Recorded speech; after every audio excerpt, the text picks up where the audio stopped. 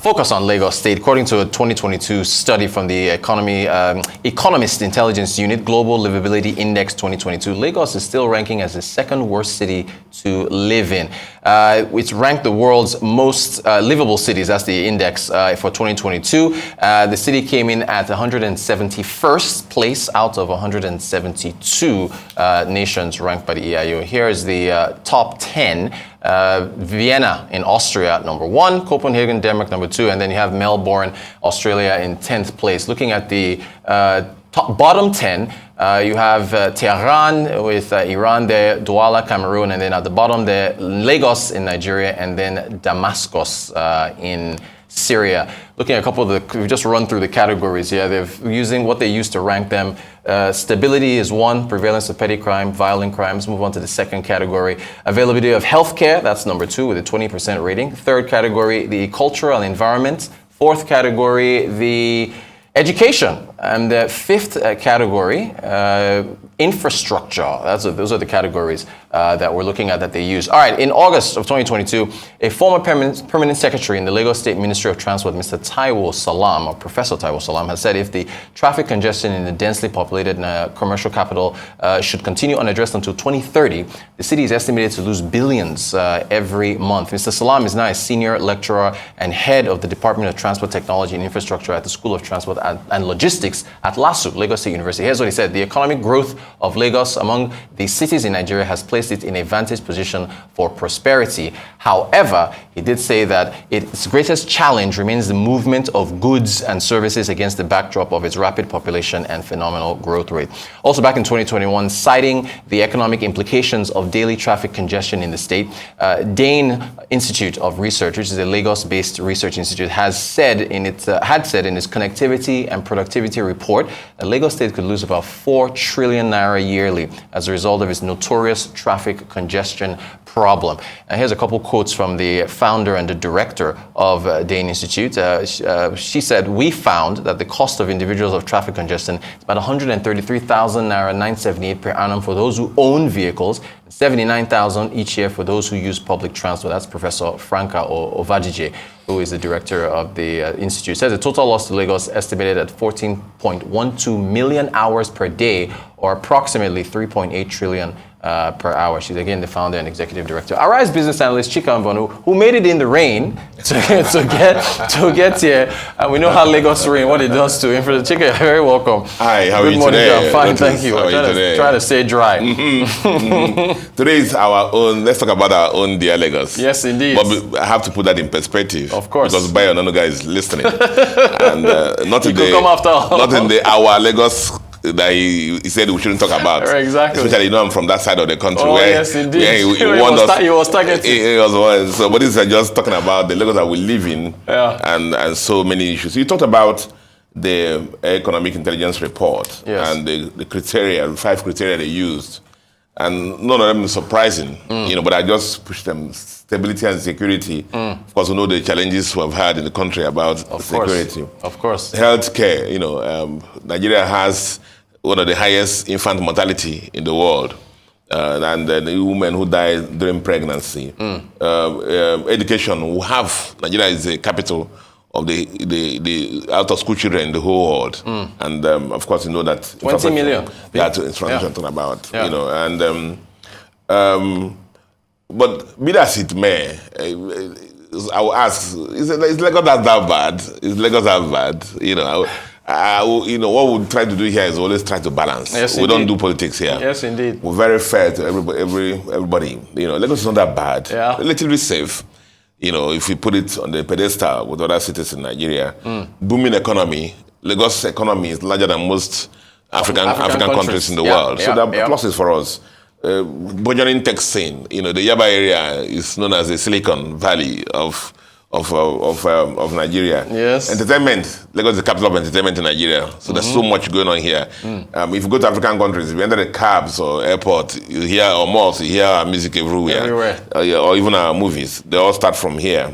And of course, finally, infrastructure, which is what we're going to focus on here on this today. Yes. Now, you talked about it already in the rundown. The focus today is not just any other thing, but let's focus.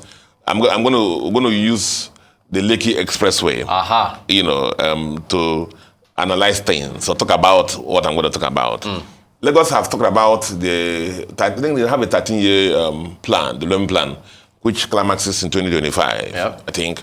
And it talks about the multimodal transport system, which when it's about roads, the rail, the water lines. And the thing in Nigeria, in Lagos, is that 90% of the goods and people and services and goods are moved through road transport. Exactly. And so all road. And therefore, you were surprised at that. So what we did was we tried to go to focusing on Lekki Expressway. So and I can tell you, why we did this. Why this focus. It's not to provide one solution for all the problems of Lagos. It's the fact that I'll give you a little background. When I was a much younger banker, superstar banker, I was in Port Harcourt. Yes. And the issue was that Port Harcourt had an arterial road, artery, as in one major road that runs through the city. It's called Aba Road. And when we had an audience with the government then, I told, that was about 25 years ago, to Rotus, and I told the government then that when you have an arterial road like this, where there's a lot of traffic, what you should do is at the junctions, you must introduce flyovers. Okay. Otherwise, you're going to have a cacophony. You're going to have confusion there always. You're going to, that. And so, every government that came, had a reason in River State then not to do it until the current guy who's exiting went and did it. So when I went to Port Harcourt last time, I just, got video people took a very good view of Port Harcourt. Especially the areas where we used to have a lot of massive traffics. And you can see in Port Harcourt now, the traffic is free flowing. The thing is that for those of us who know Lagos, let's take Lekki Expressway, for example. And if you're going to Chevron, if you're coming from Mobile, the first roundabout is the Lekki Phase 1 roundabout. You have nothing to do with that roundabout. You should just get over and continue your journey. I'll give it to Lagos State government. The first thing they did was those massive threatening roundabouts. They removed them. They removed them and put traffic lights there. Again, it's like drinking Panadol when you have cancer. The traffic lights, there, they see a lot of traffic. I sent for one of my staff who works around Chevron and to come to Ikoyi, and I booked Uber, and it said 2 hours. This is about 15 minutes journey. Gosh. And it was consistent. When the person is going, the same thing. When it's coming, a journey that, and this is the issue, Lekki Expressway. An arterial road. Just like Port Harcourt back An arterial road with so many estates feeding it. You must have flyovers at each major junction. Not the traffic light, that the solution they provided. I've discussed this I'm very transparent. I discussed it with the governor. I discussed with the Mr. Laden, the commissioner for transport. And it's issue. It's expensive. It takes time to construct. But want to build. Their vision is to make Lagos the African mega city. And transport, is more major solution to that. The team's agenda. So look at it this way. If you know the number of people who have been attacked, this is the pictures, the videos we took at the best moment. Wait till close of work. It's raining outside now. Wait till close of work. You hear the number of traffic robbers. Because the traffic, people are attacked in the traffic. I was a victim of such in 2020. People are attacked in the traffic. And then the number of man hours lost. So if you're doing a calculation that I'm doing a runs from VI to Aja and 10 times, you can only make one trip most of the time. And it's very frustrating. So I suggest that I brought these pictures, these videos, so the Lagos government can actually revisit their decision just to use only traffic light at those roundabouts. The governor has been re-elected. He has been re-elected. He has 4 years now. Because this, and I just put it out there also, this season going forward, we're going to hold people that were voted for, those who are won election, accountable. We're going to be doing more things like this, whether at the federal or the state levels, whether it's Gombe or Imo State or whatever it is. so that people, the governance, our people should have democratic dividends. If you see the number of man hours, people stay in this traffic. Yeah, the Dane research. Yeah. If you live in Aja, some people leave their house by 4 a.m. Right. I remember the other day, a candidate was supposed to come to VI for an interview for 8 o'clock. And by 8 o'clock, the person was still, about 2 roundabouts. I said, why didn't you leave early? And he said he left around 4:30, sir. Wow. Because of the traffic. What about the impact on business, Chika? I mean, you can talk about it. Even you, imagine waking up by 4:30. How many hours do you sleep? I try. Come to work. Yes. And then again, you go back another 2 hours in traffic. You're exhausted. Yeah. In this country, we really don't do calculation of the impact of this on GDP, whatever. Yeah. But those professors have tried to do it. You see the cost. I think the cost is more than that. You think so? More than the 4 trillion, yeah? More than the 4 trillion. More than 4 trillion, And so I implore the Lagos State government and our honorable governor to look at the solutions again. And by the way, this state government, they use Julius Berger. And with the little engineering I know, a lot of this work can be done precast. Okay. The disruption will only be when they are casting the foundation. Okay. Indeed, one of the major roundabout, one of the biggest projects there, they were given 10 months to do it. Yes. But the community celebrated them because they did it in 7 months.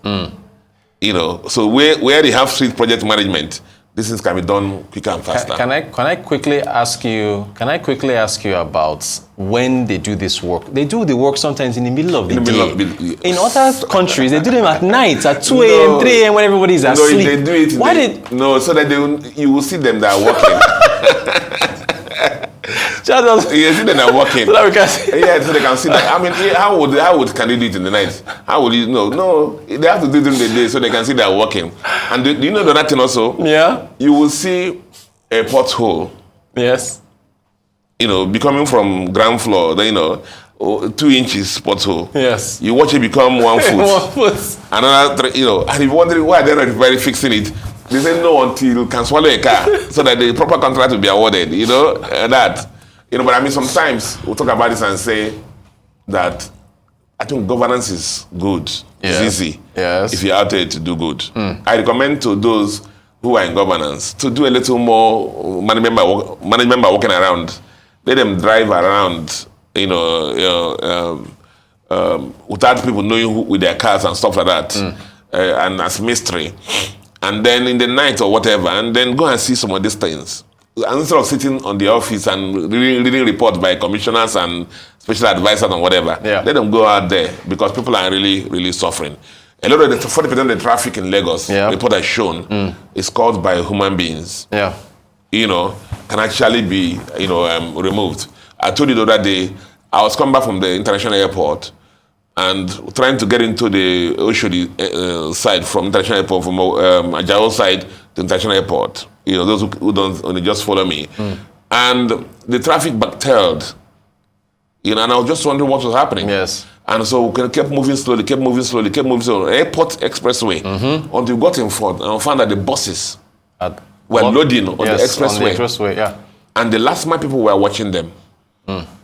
Airport road.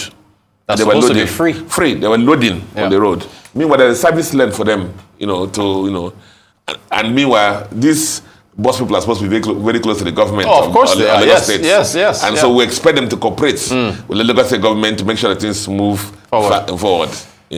All right, business analyst Chika. Well, Chika, thank you so much for this discussion. We have to get Lagos moving. Thanks for your time.